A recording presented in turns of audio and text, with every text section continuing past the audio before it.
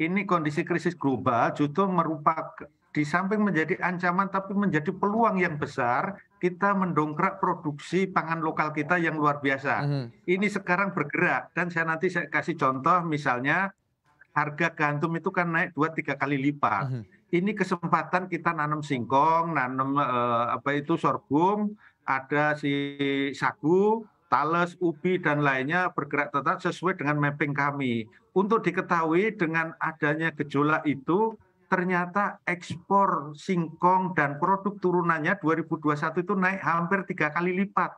Gratiak program Pak Menteri 3 kali lipat tercapai untuk singkong tahun lalu. Ini karena apa? Ya pasarnya sekarang bagus, pangan lokal bisa tumbuh bagus dan ini dibahas terus oleh pimpinan pemerintah untuk menggerakkan. Kalau dengan pendekatan biasa nggak bisa lagi ngejar. Di saat krisis global ini harus program-program yang spektakuler atau extraordinary, mendorong termasuk kedelai. Kedelai impor jauh lebih mahal dibanding kedelai lokal. Kita sekarang sedang proses besar-besaran menanam kedelai karena apa?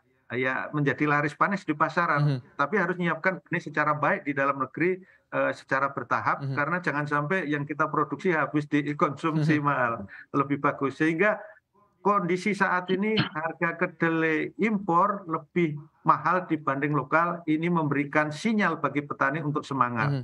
Demikian juga untuk gandum, maka pangan-pangan lokal sekarang bergerak dan kami mappingkan termasuk program Pak Muldoko kan ada di Sumba Timur itu sorghum, itu salah satu contoh.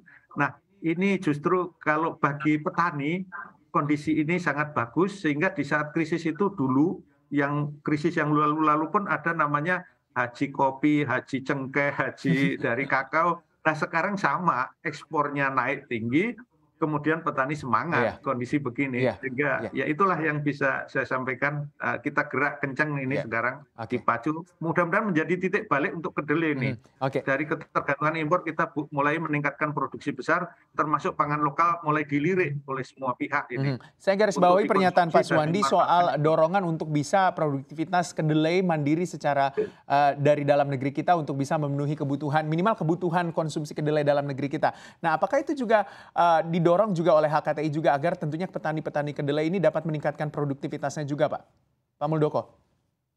Iya, memang kita sudah mapping ya, di mana daerah-daerah kedelai yang sangat produktif ya. Itu kalau di Jawa Tengah di Grobogan itu memang ada sebuah jenis kedelai khusus di Grobogan itu yang besar-besar produktivitasnya cukup bagus. Nah, ini perlu mapping ya, perlu mapping wilayah-wilayah yang memiliki produktivitas itu yang harus dikejar. Karena petani juga tidak bisa dipaksakan dengan wilayah mereka yang ada, dia tidak kita paksakan, nggak bisa kita paksakan untuk nanam begini begitu. Nah karena pasti dia bicara untung rugi begitu. Untuk itu peran penting dari kita semuanya ya untuk melakukan mapping di daerah-daerah mana sebenarnya tanaman itu bertumbuh dengan produktivitas yang tinggi sehingga petani selalu untung kalau dia menanam. Nah itu jadi nggak boleh dibiah-uyah. Oh semuanya nanam kedelai nggak bisa seperti itu juga gitu. Jadi mesti disesuaikan dengan wilayah-wilayah tertentu yang memang endeminya tanaman itu bertumbuh dengan baik berada di situ. Ya, jadi Kementerian Pertanian seperti apa mappingnya Pak? Kalau mungkin juga didorong dari Kementerian Pertanian, mapping yang dilakukan oleh Kementerian Pertanian untuk daerah penghasil kedelai, jagung, terus juga beras dan komoditas-komoditas yang menjadi kebutuhan dalam negeri seperti apa mapping yang dilakukan? Ya terima kasih. Memang kita sudah mappingkan itu. Sentra produksi padi ada 9 provinsi, sekian kabupaten, daerah merah, kuning, hijau kami mappingkan. Baik sentranya juga indeks pertanamannya kami mappingkan, kecamatan kabupaten mana yang indeks pertanamannya sudah 1, 2, dan 3. Kemudian produktivitasnya yang di bawah 5, di atas 6 kami mappingkan semua. Jagung juga demikian, nah kedelai juga sama. Daerah-daerah kedelai sudah kami mappingkan, mana yang bisa cocok untuk daerah kedelai kita kasih warna hijau, yang sedang kuning, yang nggak bisa ya kita kasih merah. Setiap lokasi tanam jagung pasti bisa ditanami kedelai. Bahkan banyak daerah kayak tadi disampaikan Grobogan, itu polanya tumpang sari jagung kedelai.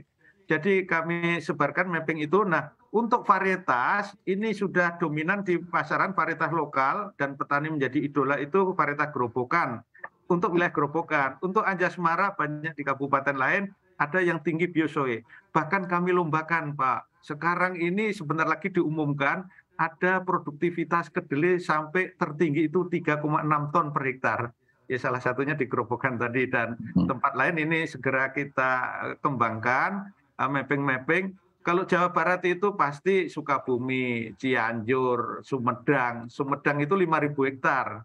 Kalau Grobogan 35.000 hektar dan seterusnya.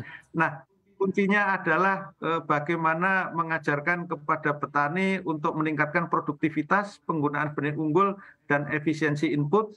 Harga kita bermitra. Off-taker sudah siap. Kami menyiapkan off-taker di setiap wilayah yang siap menampung, termasuk untuk industri kopti. Dan terutama kedelai lokal sangat diminati untuk tahunya. Cocok, bagus. Oke,